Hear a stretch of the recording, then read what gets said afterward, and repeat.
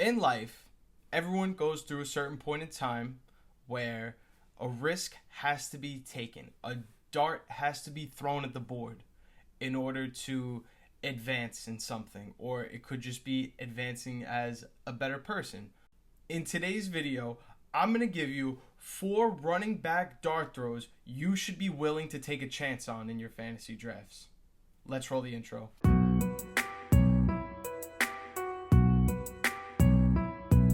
Now, starting off, the first dart throw running back that we have is running back 42, Kendre Miller of the New Orleans Saints. Last season, Alvin Kamara was great in terms of pass catching, but his rushing ability left a lot to be desired last year in 2023.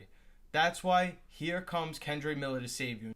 Out of the 49 running backs in the NFL last season that carried 90 or more carries in the regular season, Alvin Kamara was 46th out of 49 in yards over expected per attempt and was 44th in Pro Football Focus's elusive rating.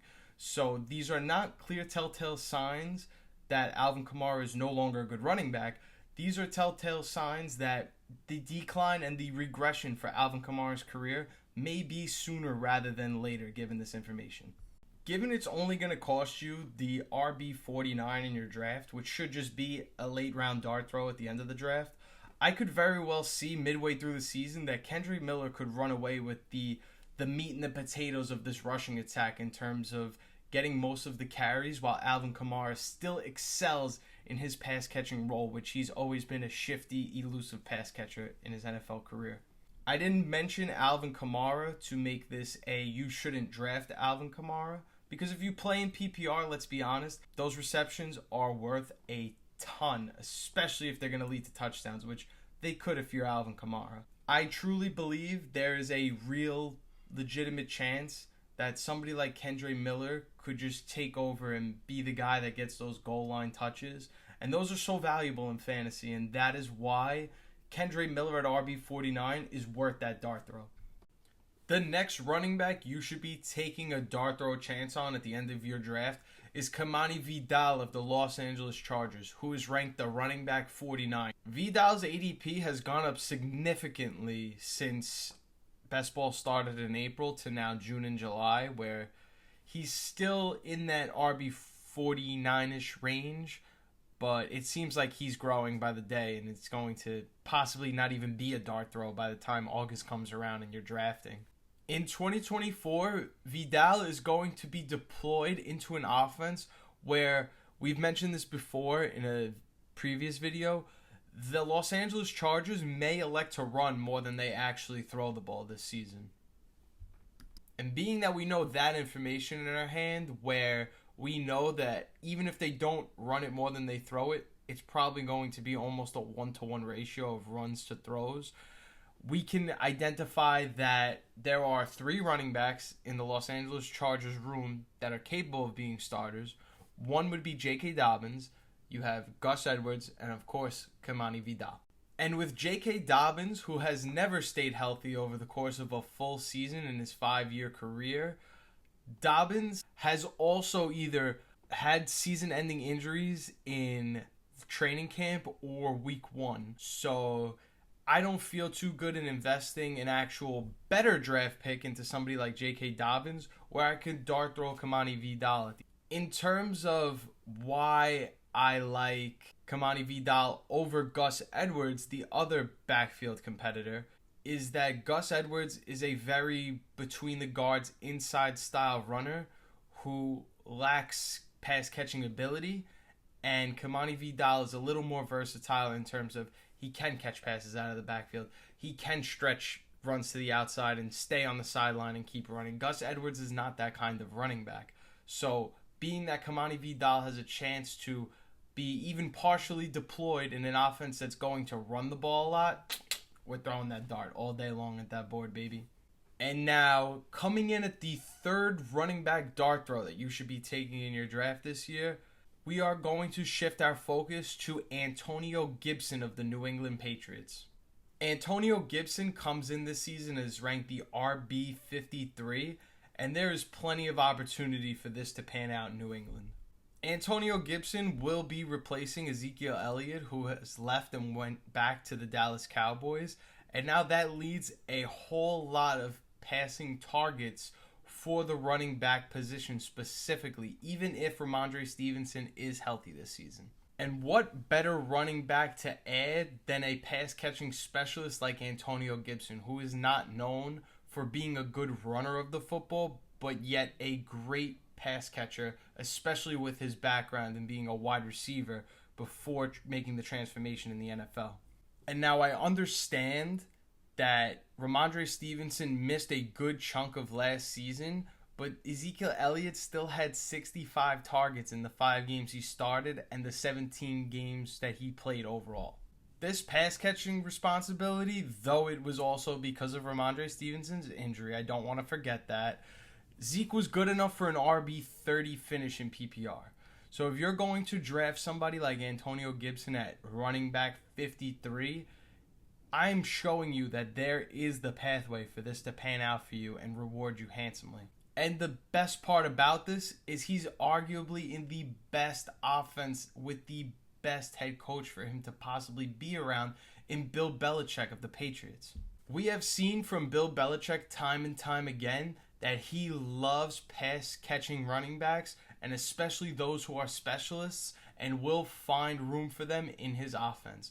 Whether that's James White or Shane Vereen or even Danny Woodhead, these players fit the Belichick system, and Antonio Gibson fits that mold perfectly.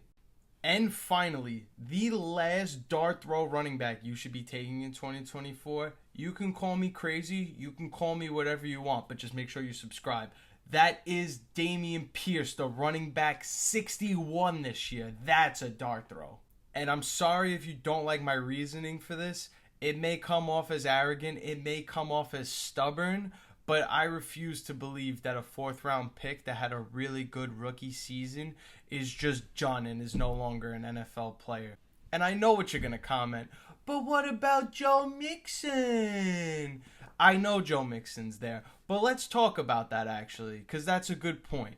Joe Mixon was traded for a 7th round pick. So the Texans gave up a 7th round pick to get an aging running back.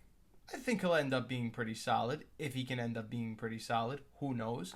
The Texans also went to the draft this year. No, it wasn't a high capital pick, but they spent a 6th round pick on Jawar Jordan. So again, if we're going to look at all 3 of these running backs, who are all capable in their own ways of playing in the NFL at a decent level to good level, if you're Joe Mixon, the running back the Texans have invested the most in, we can all agree, after I've just broke down what picks everyone was taking, is Dameon Pierce at a 4th round pick. He's still the Texans' highest investment and needs to pan out for them. Pierce's decline in 2023 could be a telltale sign that maybe 2022 wasn't as realistic as we expected. However, last season in Bobby Slowick's offense, his first time as the coordinator for the Texans, there were a lot of things that went wrong for Dameon Pierce, and a lot of it has to do with the play calling of Bobby Slowick.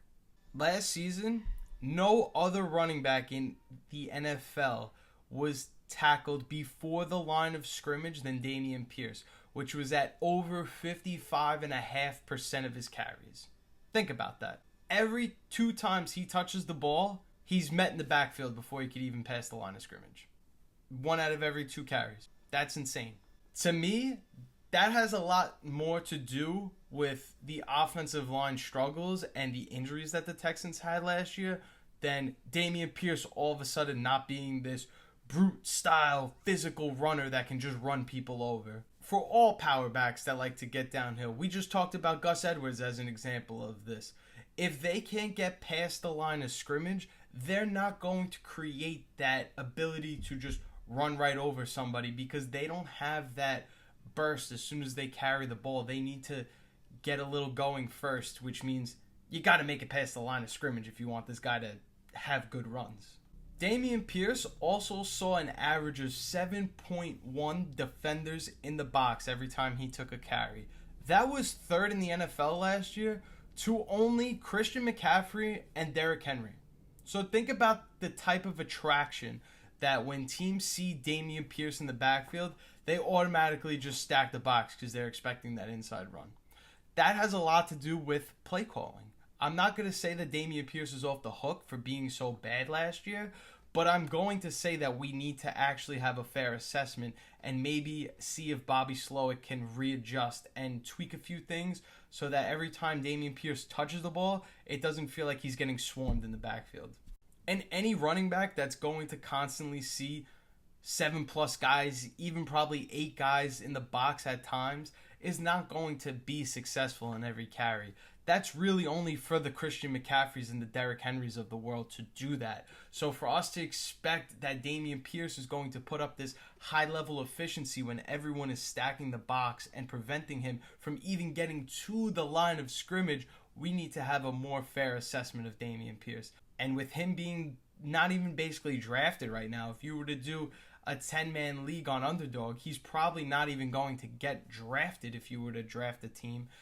This is a great candidate for a dart throw. This is somebody that played so poorly last year that not a single person that drafted them last year wants them. Not a single person that knows about them wants them. But you know that all it takes is a Joe Mixon injury or Joe Mixon to continue to regress at his age, plus considering that he has well over 1,500 carries in his career, and he's a pass-catching back as well. So that's all I have for you guys today. If you stayed this far into the video, I know I put 4 guys out there, but I'll even throw you a bone for sticking around so long. If you made it this far into the video, comment Isaac Guerrero. That is another dart throw running back that I love this year. He is the currently 3rd stringer on the 49ers, but was used as a 4th round pick. And he's taller and he's stronger than Elijah Mitchell, the backup.